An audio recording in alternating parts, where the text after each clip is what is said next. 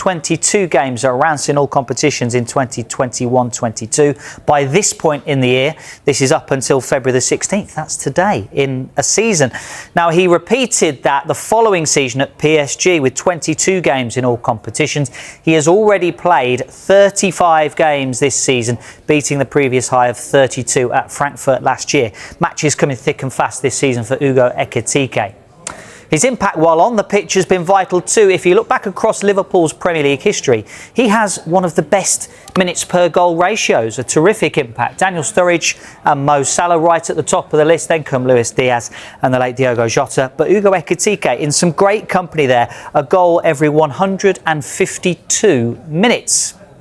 And Ekitike was brought to England in the summer from outside of the Premier League, as were some of the other major strikers signed in that window. So here's how he compares to some of the big summer signings that came in from outside the Premier League. We're looking at Victor Gyökeres, Benjamin Sesko and Nick Voltemade of Newcastle as well. Ekitike has the most goals in the Premier League at 10. He's also outperforming his expected goals as well. 10 goals from an expected level of 8.4. Sesko marginally leads the way actually in shots per 90 minutes at 3.6. But Ekitike only just behind at 3.4. Actually, Sesko's number of 3.6 here, one of the best in the Premier League.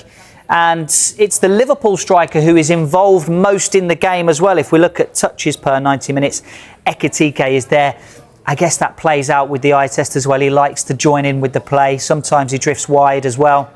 Ekitike's ball carrying is also one of his major strengths. He has attempted the most dribbles per 90 minutes of the other three, I should say, strikers at 3.4 per 90 minutes. A real impact he has made, Hugo Ekitike. Matt, do you think that's fair to say that he has been better than the other three that we've compared him to there? I think he's had to be. I think because Liverpool have needed him to be. So he probably didn't come in and suspect to be their main man straight away. But he has done. What I like about watching him play is that he scores all different types of goals. It's not, he doesn't just cut in from one side. He's got a really good change of pace. He's got very, very good accuracy on his shooting, scores headed goals. But what I like about him is that he plays with a real confidence, like not an air of arrogance, but he plays like a centre forward that is really confident in his own ability. And I think, look, he's 23 years old and Liverpool obviously signed him on a 6-year contract. They had high hopes for him. They've spent a lot of money on him, but he's repaying it most definitely. Look, he'll score a lot of goals from Liverpool for Liverpool now this season and moving forwards. It felt immediate, really, because in the summer, obviously, Isak came in, and we were wondering, would it be Isak and maybe Ekitike would have to play second fiddle at some point? But it almost felt immediate that he stamped his authority on that team. For a young man to come in and do that, feels like quite an achievement. Would you agree? He took his chance. So Isak was obviously a protracted transfer from Newcastle. Ekitike has come in, he's taken that opportunity. And what you see and what you have as a young footballer is you have no fear, because everything that has proceeded to this point for him playing for Liverpool, he's been successful. So why would he not take that into going and playing for Liverpool, even though Liverpool, we know, are a huge club and there'll be expectation on him? He seems to be enjoying his football. He plays on the shoulder, he runs in behind, he knows where the goal is. Look, you can see he's connected already with the city and with the football club. Liverpool are lucky to have him. And just on workload, he obviously talked about it there, more games, more intense games as well. He's never played this number of games at this point in a season before. Is that something that Liverpool will have to be wary of? Because injuries are seems like it's across the board injuries this season and also last season, sheer number of games. You know, when you come to the Premier League, that the rigours that it demands physically are much higher than the majority of those outside of the Premier League, purely and simply because the amount of games. Now, that's not just league games, there's obviously cup games, you've got European football to put in there as well. He's had to adapt. I'm sure that Liverpool, with all of the facilities that they have, the sports science staff, the physical staff, they will have put him on a programme to stop him breaking down, because they will have had to, I'm sure, manage his minutes. But at the same time, he's 23 years old. He's at the peak of his career right now.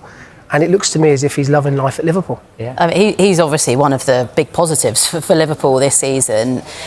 How have you looked at how the season's gone so far? The fact that they're sixth in the table at the moment. Look, they're going to be fighting to try and get into the Champions League for next season. But how do you kind of assess these struggles off the back of them winning the title last season? It's always difficult to back it up once you've won the league. They tried to strengthen in the summer. They spent a good amount of money on securing not only new players but obviously players like Salah that was umming and ahhing whether he was going to leave, Van Dijk, players like that. They've got a really good nucleus. However, if injuries do come along, there will always be a loss of form. These guys, you have to remember, are human, and I know that they performed so well last season, but this season they haven't hit the heights that they would have wanted to. Look, when you win the league, there's obviously now a huge expectation. They're sixth at the moment in the league. I would imagine minimum requirement would be top 4, Champions League. We know now with Man U's resurgence just how competitive that is. Aston Villa are still going well in the league. Look, it's going to be a really exciting last 12 games of the season for everybody, but Liverpool, if they've got any aspirations, then they obviously need to pick up points to make sure that they get Champions League football next year. Chelsea in there as well. You mentioned injuries a minute ago. Right back seems to just be a real sort of problem area for them. We saw Curtis Jones start right back on the weekend. What do you think have sort of been the main issues around the fact that, obviously, like we say, injuries, but in terms of getting a solid right back this season? Well, they made the decision, the club, didn't they, to let Trent Alexander-Arnold go. That was protracted as a transfer. He obviously went to Real Madrid. Look, Curtis Jones played really well there the other day. He was exceptional. He got his goal. He was brilliant going forwards. His delivery on the run, his passing, he had an unbelievable effort in the first half with his left foot coming in. Could he be the answer? Look, Curtis Jones hasn't played as much football this season for Liverpool as he would have wanted. He spent a lot of the time having bit part minutes off the bench. So this could be his opportunity. Is he a right back? You could argue that might not be his strongest position. But if I was offered the opportunity to play there or be sat on the bench, I know which one I would take, and that would be to play. How do you see the rest of the season playing out then? Because you mentioned the fact that, look, they'll be targeting top 4, top 5 might be enough for Champions League football. But how do you see it finishing? They're going to miss Szoboszlai, obviously, with I think he's suspended. Yeah. Is that correct? Yeah. So they're going to miss him. He's been an outstanding player for them this season. He's the one that I think Liverpool fans are just starting to maybe compare a little bit with Steven Gerrard. Some of the passes that he plays, you look at the goal that he gets in the FA Cup, phenomenal finish, just on the run, wonderful touch from Salah. Look, the manager's under a bit of pressure because of what he's achieved. He has been a little bit forthright in backing up what he's achieved and said this season, look, it might not be where we want to be, but there'll be reasons behind it. I think the thing is that football fans don't want to hear that reason. They want to see you and your team performing on the pitch. So I'd say everyone at Liverpool now will be firmly focused on the last 12 games of the season.